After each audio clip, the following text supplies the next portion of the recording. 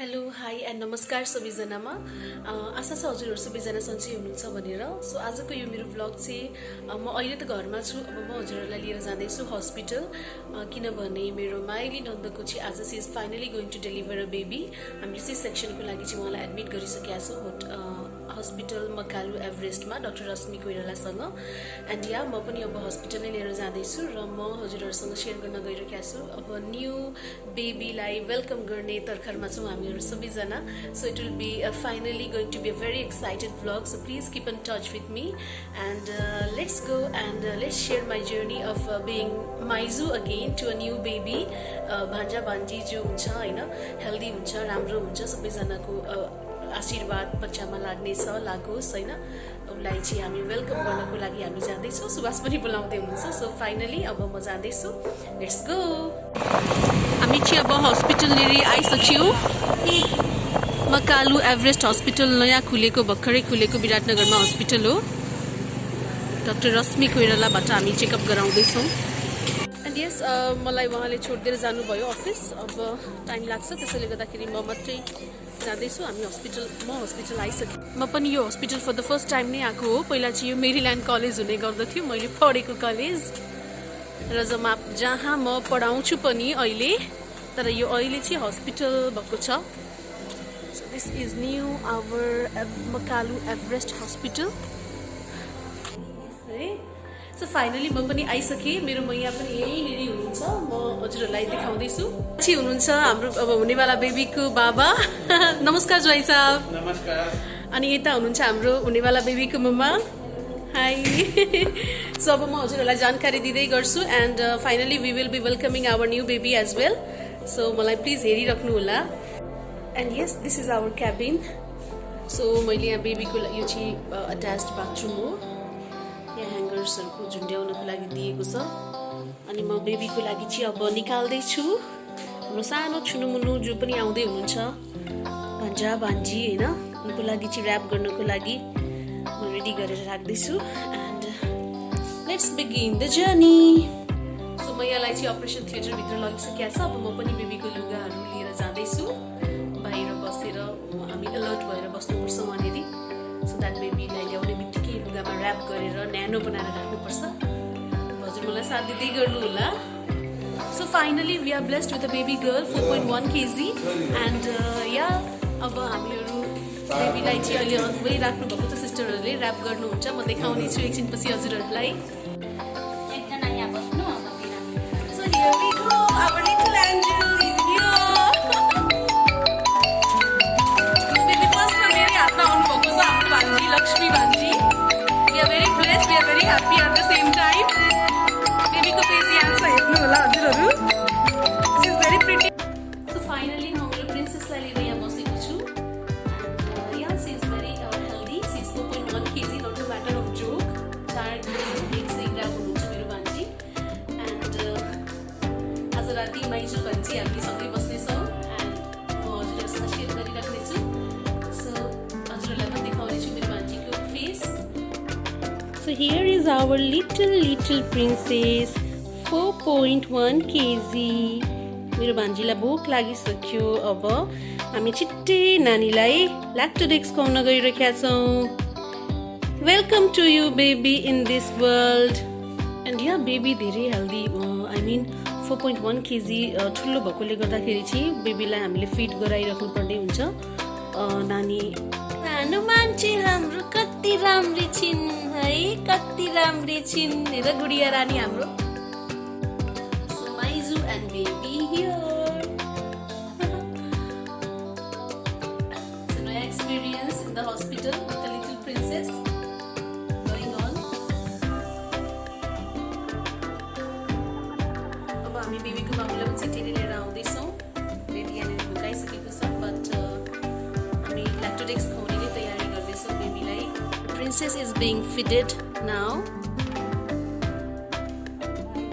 It is our little भन्दा पनि अब त बिग सिस्टर आहाना। हेलो, खुसी छौ तिमी बुनु आएको? हेर यहाँ कति गोरी छिन्, हेर्ने बुनुलाई। बुनुको दिदी हो। बेटी लुगा त्यो मास्क खोल्ने मास्क मास्क खोलेर हेर्ने बेबीलाई बेबीको दादा ऊ चाहिँ बेबीको आमा बेबीको ठुलो मामु so everyone are very happy बेबीलाई देखेर यहाँ अर्को बेबी हाम्रो लिटल सो हजुरआमा इज भेरी ह्याप्पी हियर आफ्नो बेबीलाई समातेर यहाँ बेबीको आँखा टुलुक्क खुलेको छ अहिले बेबी एक्चुअली हाम्रो अलिकति ठुलो हुनुभएकोले गर्दाखेरि उहाँलाई भोक लागिरहेको छ अनि डाक्टर साहबले पनि हामीलाई चाहिँ 2-2 घण्टामा फिट गराइराख्नु भन्नुभएको छ यहाँ काकु भन्दै हुनुहुन्छ उसको काकु जस्तै परिछिन् नानी भनेर यहाँ ठुलो मामु रिची सानो बेबीको लागि प्रिन्सेसको लागि तर यो त ठिक छ प्रिन्सेसको लागि यहाँ मामाको गिफ्ट अरे ल कोक्रो यता गएर देखाउँदैछु सो मच्छर सच्छर पनि आउँदैन हाम्रो बेबीलाई मामाले व्यवस्था गरिदिँदै हुनुहुन्छ So my little princess is now sleeping on Maizu's lap. You can see her.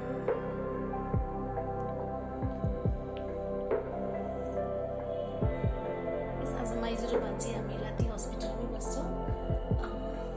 We are here for 3 days, 3 more days to go. हाम्रो बेबी प्रिन्सेसको यहाँनेरि बेबी ड्रेस पनि आइसकेको छ पिङ्की ड्रेस गिफ्टेड बाई हर सानीमा ओके आज प्रिन्सेस डे हो वास्तवमै यो चाहिँ सानो सानो भेरी क्युट वान के हो भैया यो मोजा खुट्टामा लगाउने एन्ड देन टोपी अल्सो वी हेभ फर हर हातमा लगाउने यो चाहिँ हातमा लगाउने टोपी पनि छ अर्को हामीले ल्याएको दिस लिटल ट्विटी वाला टोपी चाहिँ हाम्रो प्रिन्सेसको gifted by her dad and so our little princess is looking like this in her new dress given to her by her sanima so हाम्रो यहाँ माया किडुरी राम्रोसँगले मुख गरेर सुतिराख्नु भएको छ अनि त्यस पछाडि उहाँको बाबाले ल्याइदिनु भएको गिफ्टहरू यहाँ छ लुगा मैले देखाउन सकिराखेको छैन मिठो कलर छ तातो हुन्छ बच्चालाई So Sanima is also very happy with her daughter. हाम्रो भान्जी पनि मजाले सुतिराख्नु भएको छ भान्जीको बाबा यहाँनेरि हुनुहुन्छ भान्जीको मम्मा अहिले she is in still pain actually we have done C section त्यसैले गर्दाखेरि चाहिँ अलिकति पेनमै हुनुहुन्छ उहाँ See here, this one is so cute, so cute princess. हुन्छ नि हजुरले अब मामा इन ब्लू एनालाइसिस गर्दै हुनुहुन्छ यहाँनिर को कस्तो छ भनेर सो फाइनली म घर आएँ मैले चाहिँ हातमुख राम्रोसँगले धोएँ त्यस पछाडि आएर अब म खाना बनाउँदैछु हामीलाई सुतक लागेको छ आजदेखि सुतक नै भन्छ यसलाई एक्चुअली कोही बच्चा जन्मिँदाखेरि जुन लाग्छ होइन हामीलाई त्यही लागेको छ अब म चाहिँ छिटो छिटो मैले 2टै कुकर बसाएर यहाँनिर देख्दै हुन्छ हजुरहरूले यसमा चाहिँ राइस त्यस पछाडि आएर यसमा चाहिँ मैले अरू खानेकुराको सुपहरू बनाइसकेको छु एन्ड अबको भ्लग चाहिँ म सुट गर्न सक्दिनँ किनभने you know it's being so hectic अब म एकदमै टायर्ड पनि भएको छु मेरो आँखा देख्दै हुन्छ हजुरहरूले I'm feeling so sleepy and drowsy at the same time अनि आज चाहिँ मैले एक्चुअली हाम्रो बेबी अलिकति ठुलो भएकोले गर्दाखेरि 2-2 घण्टामा उठेर चाहिँ वी निड टु फिड हर त्यसैले गर्दाखेरि पनि म त्यही हिसाबले प्रिपेरेसन गरेर जाँदैछु त्यस पछाडि आएर yeah we are very happy at the same time that we are blessed with such a healthy baby and घरमा लक्ष्मीको आगमन भएको छ so we all are very happy and के भन्ने अरू त मैले अब